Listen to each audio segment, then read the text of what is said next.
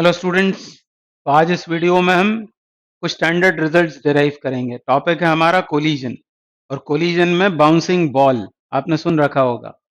एक बॉल है और उसको किसी हाइट से ड्रॉप करते हैं फ्लोर पर, वो बार बार रिबाउंड होती है और हमको बताना है height attend bye a freely falling body after number of rebounds on the floor. In other words, nth rebound के बाद वो किस हाइट तक जाएगी ऊपर, ये हमको बताना है। फॉर्मूला ये डिराइव होने वाला है H N is equal to E to the power 2n into H naught, जिसमें एच नॉट क्या है? वो ओरिजिनल हाइट जिससे इस बॉल को ड्रॉप किया है। ई है coefficient of restitution between ball and the floor, और ये है nth रिबाउंड। जैसे सेकेंड रिबाउंड के बाद वो किस हाइट तक जाएगी ऐसा बोला है, तो यहाँ इनकी जगह 2 सब्सटीट्यूट कर देंगे, ये हो जाएगा e to the power 4 H nought. तो ये फॉर्मूला हमको डिराइव करना है, बाद में इस फॉर्मूले को रट लेना है। और ये फॉर्मूला रटा होगा तो आगे हमको ये पता करना है कि टोटल डिस्टेंस कितनी कवर होगी एन रिबाउंड्स के बाद, और टोटल टाइम कितना लगेगा, मोमेंटम में कितना चेंज आएगा, एवरेज फोर्स कितना एक्सर्ट होगा, एक्सेट्रा। तो इसको अच्छे से समझ लेना चाहिए, बाद में आपको इसको रटना है, फॉर्मूला याद रखना है। और ये कैसे डिराइव होता है ये यदि पता रहेगा तो भूल गए कभी या जब रिवीजन कर रहे होंगे तो बहुत अच्छे से समझ में आएगा और फिर याद भी रहेगा। तो ये है वो सिचुएशन, ये है फ्लोर। अब कोलाइडिंग बॉडीज कौन कौन है? तो एक तो है फ्लोर और दूसरी है ये बॉल। और मैंने माना है कि इसको एच नॉट हाइट से गिराया है, इनिशियली एच नॉट हाइट से इसको ड्रॉप किया है। अब ये हैं दो कोलाइडिंग बॉडीज, बॉल और फ्लोर। अब कोलिजन के दौरान फ्लोर की तो वेलोसिटी हमेशा ही जीरो रहेगी। फ्लोर को हम मान लेते हैं बॉडी 2 और बॉल को मान लेते हैं बॉडी 1। तो इसकी इनिशियल और फाइनल वेलोसिटी तो जीरो रहेगी, u2 is zero, v2 is zero. ये तो हमेशा रेस्ट में ही रहना है फ्लोर को। और जब एच नॉट हाइट से इस बॉल को गिराएंगे, ये फ्लोर से जब टकराती है तो टकराने के ठीक पहले उसकी वेलोसिटी क्या होगी? यहां हो रही है टक्कर, और टकराने के ठीक पहले उसकी वेलोसिटी क्या होगी? उसकी वेलोसिटी होगी under root 2g(h0), motion under gravity का standard result. H nought height से इसको गिराया है तो इसकी वेलोसिटी होगी अंडर रूट 2g(h0), और वो भी कहाँ? डाउनवर्ड्स। तो ये होगी इसकी इनिशियल वेलोसिटी। फिर ये टकराएगी और टकराकर वापस लौटेगी। अब वापस लौट कर वो किस हाइट तक जाएगी ये डिपेंड करता है कोएफिशिएंट ऑफ रेस्टिट्यूशन कितना है उस पर। तो वही हमको अभी फाइंड आउट करना है h1। तो ये टक्कर हमेशा यहां होती है, ये एच नॉट हाइट से गिरी, फिर टकराकर h1 हाइट तक पहुंची, वापस h1 कवर करेगी, फिर टकराएगी, h2 हाइट तक जाएगी, फिर h2 हाइट कवर करके फिर टकराएगी। ऐसा बार बार होगा। और हमको चाहिए कि nth रिबाउंड के बाद वो किस हाइट तक पहुंचेगी in terms of H not, वो जो इनिशियल हाइट है उसकी टर्म्स में। तो यहीं पर पाथ हमेशा यही वाला रहने वाला है कि बॉल ऐसे आएगी, ऐसे जाएगी, यहीं पर होगा, पाथ तो यही होगा। और उसको मैंने अलग से बना रखा है। ये मान लिया मैंने फर्स्ट रिबाउंड। फर्स्ट रिबाउंड के बाद मान लो वो h1 हाइट तक पहुंचती है, तो h1 कितना है ये हमको फाइंड करना है। मतलब अब हम बात कर रहे हैं फर्स्ट रिबाउंड की। तो फर्स्ट रिबाउंड के बाद किस हाइट तक वो पहुंचेगी ये पता करने के पहले ये पता करना पड़ेगा कि टक्कर के बाद उसकी वेलोसिटी कितनी है, मतलब ही v1। और टक्कर के पहले कितनी थी वो तो हमको मालूम है, अंडर रूट 2g(h0), और ये हो जाएगा u1 हमको पता है, और v1 हमको फाइंड आउट करना है। मैं बार बार कह रहा हूं पाथ तो यही है, पर अंडरस्टैंडिंग के लिए उसको इधर बना रखा है साथ में। तो अब कैसे फाइंड करेंगे वेलोसिटी? तो हमको लगाना पड़ेगा कोएफिशिएंट ऑफ रेस्टिट्यूशन का फॉर्मूला, या कभी कभी लिखा रहता है न्यूटन्स एक्सपेरिमेंटल लॉ। तो आपको पता ही है वैसे तो, फिर भी मैं आपको याद दिला दूं, v2 माइनस v1, क्योंकि आपने उसको इस शेप में पढ़ा हुआ है। ऐसे पढ़ा है आपने, कोएफिशिएंट ऑफ रेस्टिट्यूशन होता है velocity of separation upon velocity of approach. तो वेलोसिटी ऑफ सेपरेशन मतलब v2 माइनस v1, और वेलोसिटी ऑफ अप्रोच मतलब u1 माइनस u2। तो हमने लिख लिया इसको इस तरह से, v2 minus v1 is equal to e into u1 minus u2, ताकि हमको v1 पता लग जाए। अब ये 2 वाली जो टर्म्स हैं वो तो दोनों जीरो हैं, u2 is zero as well as v2 is zero, तो इनको तो जीरो कर दो। ये हमको पता करना है और ये हमें पता है कितना है, वो अंडर रूट 2gh0। तो बस आ गया v1, कितना आ जाएगा, देयरफॉर v1 इज, ये माइनस है तो दोनों तरफ माइनस का मल्टीप्लाई कर देते हैं, ये हो जाएगा माइनस ई, और u1 is under root 2gh0। तो एक काम तो खत्म हो गया। रिबाउंड होने के बाद, फर्स्ट रिबाउंड के बाद वेलोसिटी कितनी है ये हमको पता लग गया। अब हमको चाहिए ये h1 कितना होगा। अब ये बॉल ऊपर जा रही है किस वेलोसिटी से, v1 से, और ये भी है मोशन अंडर ग्रेविटी। जब ये ऊपर जाएगी अगेंस्ट ग्रेविटी जाकर यहाँ स्टॉप हो जाएगी। एक्सेलरेशन कांस्टेंट है, मतलब इक्वेशंस ऑफ काइनेमेटिक्स लगाई जा सकती हैं, और हम ये यूज कर लेते हैं। कौन सी equation, v square equals to you square plus 2as, और इस इक्वेशन में सब्स्टिट्यूट कर देते हैं वैल्यूज। v कितना होगा, v मतलब फाइनल वेलोसिटी, वो कितनी होगी, जीरो। इनिशियल ये है, इनिशियल ये है v1, इसका स्क्वायर माइनस है भले ही, इसका स्क्वायर हो जाएगा E square times 2gh0, 2gh0 ये हुआ। और यहाँ क्या आएगा, 2a, a मतलब g, और g नहीं बल्कि माइनस g, तो माइनस 2gh1। तो यहां से ये h1 फाइंड आउट हो गया, तो ये 2g तो कॉमन आकर कैंसिल आउट हो गया, और हमको h1 कितना मिल गया, h1 मिल गया हमको ई स्क्वायर h0। मतलब फर्स्ट रिबाउंड के बाद उसने कितनी हाइट कवर की है, उसने हाइट कवर की है ई स्क्वायर h0। अब बात करते हैं सेकेंड रिबाउंड के बाद क्या होगा। जब ये बॉल सेकेंड रिबाउंड होगी, सेकेंड टाइम रिबाउंड होगी, तब क्या होगा। यह है सेकेंड रिबाउंड। तो टकराने के ठीक पहले, अब ये बॉल ऐसे गई थी h1, h1 वापस आई, तो टकराने के पहले उसकी वेलोसिटी कितनी होगी। अब वो h1 हाइट कवर करके आई है, मतलब फिर से अब u1 जो होगा वो क्या होगा, अंडर रूट 2gh0 या h1। ये इस वाले कोलिजन की बात हो रही है, सेकेंड रिबाउंड की बात हो रही है। ये भले ही u1 लिख दिया है मैंने, पर ये इस वाले कोलिजन के लिए इनिशियल वेलोसिटी है बॉल की। ये हो गया u1, और वापस वही काम करना है हमको। सेकेंड रिबाउंड के बाद भी हमको लगाना तो वही है, NEL, न्यूटन्स एक्सपेरिमेंटल लॉ, यही फॉर्मूला लगेगा। ये दोनों तो फिर जीरो होंगे। v2 हमको फाइंड आउट करना है, v2 बोल सकते हैं उसे। ये यहाँ आकर टकराई, और टकरा के जो वापस लौटी जिस वेलोसिटी से, वो है v2।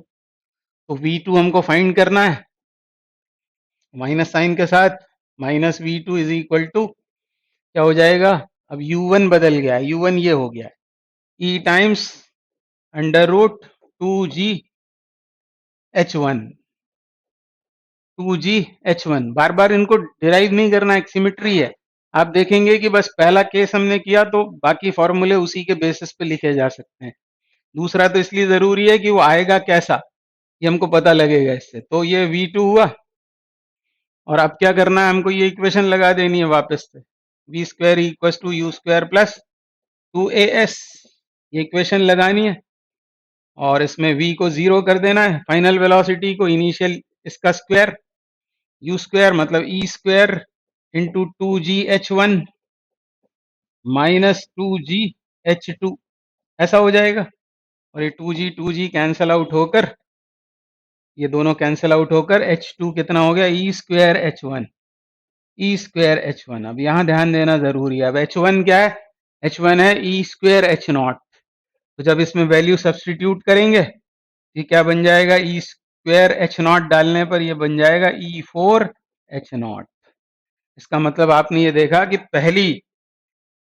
पहला जो रिबाउंड हुआ उसके बाद कितनी हाइट कवर होती है, जो H1 है, H1 बराबर ई स्क्वायर एच नॉट, और H2 कितना है, H2 कितना है, H2 है e to the power 4 H nought. तो आप बतला सकते हो कि H3 कितना होगा, H3 हो जाएगा 6 e to the power 6 H nought, and so on. इसी तरह होता जाएगा, और फाइनली Hn मतलब nth रिबाउंड के बाद क्या होगा, तो यहाँ देख रहे हैं आप, फर्स्ट रिबाउंड के बाद 2, सेकंड के बाद 4, 6, AP बन रही है अरिथमेटिक प्रोग्रेशन, तो ये 2n हो जाएगा, 2n टाइम्स H नॉट, और यही फॉर्मूला हमको डिराइव करना था। तो अब ये आ गया फॉर्मूला, अभी कहानी खत्म नहीं हुई। अभी तो अब हमको क्या फाइंड करना है, डिस्टेंस कवर्ड इन या after n rebounds. n rebound के बाद टोटल डिस्टेंस कितना कवर होगा, मैं डिस्टेंस की बात कर रहा हूँ, नॉट डिस्प्लेसमेंट। डिस्प्लेसमेंट तो जीरो ही हो जाने वाला है, क्योंकि बार बार ये बॉल जमीन से टकरा के ऊपर जाती है, वापस आती है, कितने भी रिबाउंड्स करे वो, डिस्प्लेसमेंट को तो जीरो हो जाना है। हमको चाहिए टोटल डिस्टेंस कवर्ड। इस फिगर की फिर से हमको जरूरत पड़ेगी, तो इसको यहीं समझ लेते हैं एक बार, और फिर इसको डिराइव करते हैं, और फिर उसको रट लेंगे।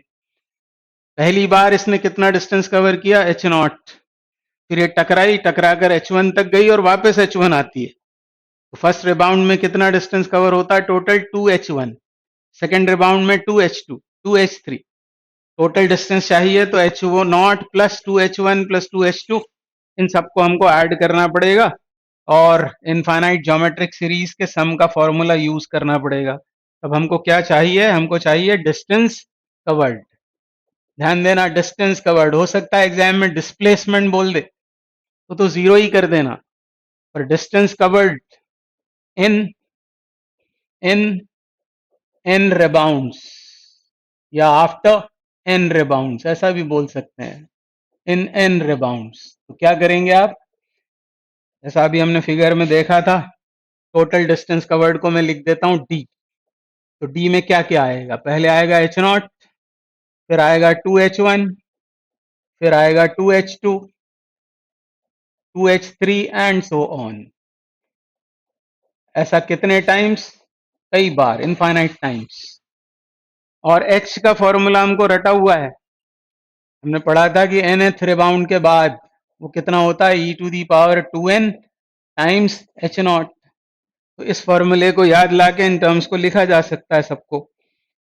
तो ये हुआ H नॉट, फिर 2H1, H1 कितना होगा, तो 1 डाल दो n की जगह, e square H nought, e square H not.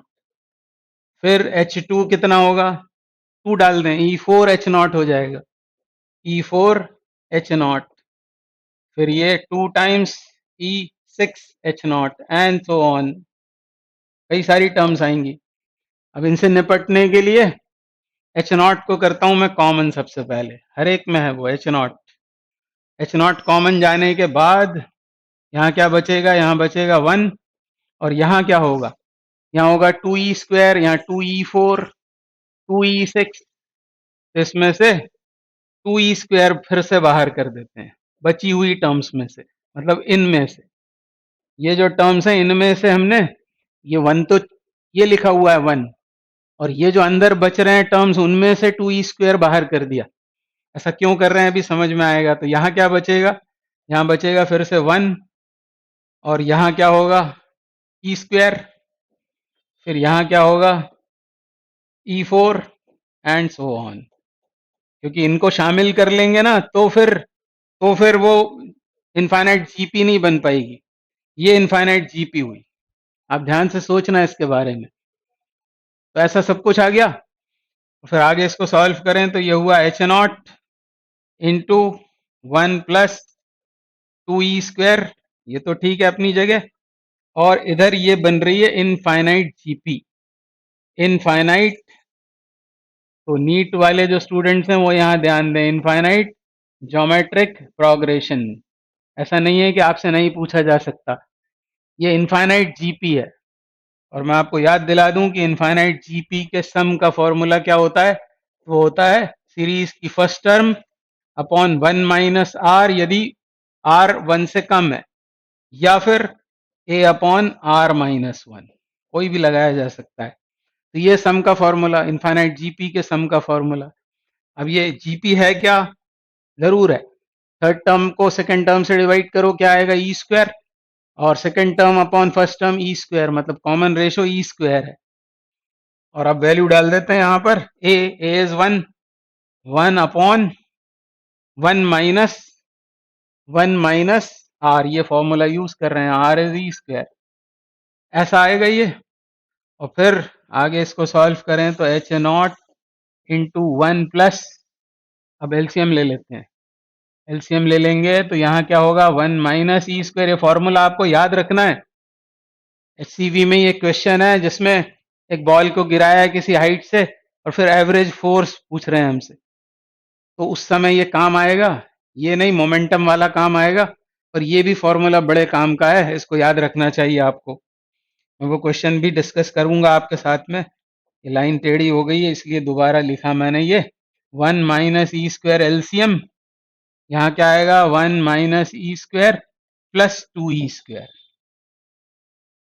और इसलिए ये फॉर्मूला ऐसा हो गया, H not times 1 plus E square upon 1 minus E square. तो अब दो फॉर्मूले हो गए आपके पास, इसको भी रटने में कोई बुराई नहीं है। टोटल डिस्टेंस कवर्ड यदि बोलेगा तो टोटल डिस्टेंस कवर्ड कितना होगा? H not into 1 plus E square upon 1 minus E square. इसको बहुत प्यार से देख लेना चाहिए फॉर्मूले को, तो रट भी जाएगा फिर। तो ये है टोटल डिस्टेंस कवर्ड। अब हमको चाहिए टोटल टाइम कितना लगेगा, टोटल टाइम कितना लगेगा। तो फिर से इस फिगर में आते हैं। इस समय कितना टाइम लगेगा इसको आने में? तो मोशन अंडर ग्रेविटी वाला स्टैंडर्ड रिजल्ट लगाना है बस। कितना समय लगेगा? तो t is equal to 2h by g, ये फॉर्मूला लगने वाला है। h की जगह h नॉट डाल दो बस, h नॉट। और फिर इस समय कितना समय लगेगा उसको ऊपर या नीचे आने में? मालूम है आपको, time of ascent, time of descent, वो तो बराबर ही होता है, बस यहाँ h1 पुट कर देना है। पर ये 2 बार होगा, तो इस टाइम को यदि आप बोलते हो t, तो इधर आपको लेना है 2t1, फिर इधर लेना है आपको 2t2, और इनको ऐड अप करना है, तब जाकर आपको मिलेगा टोटल टाइम। तो अगला डेरिवेशन टोटल टाइम के लिए, टोटल टाइम कितना लगेगा ये हमसे पूछा हुआ है। करते हैं इसको, टोटल टाइम। तो आप भी साथ में कर रहे होंगे, मैं उम्मीद करता हूं कि आप सिर्फ कहानी नहीं सुन रहे होंगे, आप भी कर रहे होंगे। तो पहला वाला टाइम कितना? मान लिया t, फिर फर्स्ट रिबाउंड वाला 2t1, फिर 2t2, एक्सेट्रा, ऐसा होगा। अब इसमें वैल्यू सब्स्टिट्यूट करते हैं। ये कितना होगा? Under root 2h0 upon g, और ये होगा 2 times under root 2h1 upon g, और h1 आपको मालूम है, इसीलिए उसे रटना होता है। nth रिबाउंड के बाद हाइट कितनी? e to the power 2n times h0, ये यहाँ सब्स्टिट्यूशन होगा अंदर रूट के अंदर। तो ये हुआ। फिर नेक्स्ट क्या होगा? 2 times under root 2h2 upon G and so on. इस तरह टोटल टाइम निकलेगा। अब h1 h2 की वैल्यू सब्स्टिट्यूट कर देते हैं। इसको तो ऐसा ही रखना पड़ेगा, 2h0 बाय जी, और यहाँ क्या आएगा? यहाँ आएगा h1, और h1 कितना होता है? यहाँ 1 डालेंगे, e to the power 2h0, E square h0, तो plus 2 times 2 into E square h0 upon G. इसी तरह इसको भी 2 इंटू अंडर रूट, क्या आएगा यहाँ? 2 e4 हो जाएगा, e4 h0 अपॉन जी, और अगली टर्म यदि लिखेंगे तो वहाँ e6 हो जाएगा, एक्सेट्रा। अब इसमें से 2h0 बाय जी रूट में, ये तो बाहर चला गया। यहाँ क्या आ जाएगा? यहाँ आ जाएगा 1 प्लस, अब इसमें से क्या कॉमन गया? 2h0 बाय जी, ये कॉमन चला गया, ये आएगा 2, और ई स्क्वायर है ये, तो 2e बचेगा। उसके बाद यहाँ क्या बचेगा? यहाँ ये 2 है ही, और E4 का स्क्वायर रूट E स्क्वायर हो जाएगा, एंड सो ऑन। कहाँ तक? बहुत सारे रिबाउंड्स तक, मेनी टर्म्स। अब इसको आगे सॉल्व करने के लिए फिर वही काम करेंगे कि हम फाइंड आउट कर रहे हैं total time. Under root 2h0 by g, ये तो ठीक है। और अंदर क्या करें? अंदर इस 1 को यहीं रहने दें, और इसमें से हम 2e बाहर कर लेते हैं। और 2e बाहर करने का फायदा क्या होगा कि यहाँ आएगा 1, 2e बाहर कर रहे हैं तो यहाँ 1 आएगा, और यहाँ बचेगा e, यहाँ बचेगा e। एक और टर्म लिख लेता हूं मैं यहाँ, 2 टाइम्स 2e6h0 बाय जी। तो यहाँ एक टर्म और, वो क्या आएगी? वो आ जाएगी 2e, क्या बचेगा यहाँ? 3, क्योंकि हम क्या कर रहे हैं यहाँ 2h0 बाय, अच्छा स्क्वायर रूट ले रहे हैं तो e3 आ जाएगा। यस, ऐसा हुआ। और फिर यहाँ पर क्या बचेगा? यहाँ ई स्क्वायर बचेगा, उसको मिटाना पड़ेगा मुझे, ये हटा दिया मैंने। यहाँ पर आएगा ई स्क्वायर, ताकि ये इनफाइनाइट ज्योमेट्रिक प्रोग्रेशन बन जाए, और ब्रैकेट बंद। तो ये हुआ under root 2h0 by g. ये 1 तो अपनी जगह ठीक है, 2e भी ठीक है, और ये बन गई है इनफाइनाइट ज्योमेट्रिक प्रोग्रेशन। और इसमें से फिर फर्स्ट टर्म क्या है? फर्स्ट टर्म है 1, और कॉमन रेशो है e, तो ये हो गया 1 माइनस ई। और आगे इसकी solving, under root 2h0 by g. तो ये मेहनत आपको अच्छा पुरस्कार दे सकती है, ये मेहनत आपको करना ही चाहिए, तभी ये फॉर्मूले फिर आपको रटेंगे, और नहीं तो आप भूल जाएंगे सब कुछ। 11th में पढ़ते हैं तो 2 साल बाद इसकी हमको ज़रूरत पड़ेगी, तो हो सकता है भूल जाएं, इसलिए डेरिवेशन करना बहुत ज़रूरी है। 1 माइनस ई, तो ये हो गया 1 plus e upon 1 minus e. Final result ये है, under root 2h0 by g into 1 plus e upon 1 minus e. इस तरह से इस वीडियो में हमने 3 डेरिवेशंस किए हैं, 3 डेरिवेशंस किए हैं, 3 स्टैंडर्ड रिजल्ट्स निकाले हैं।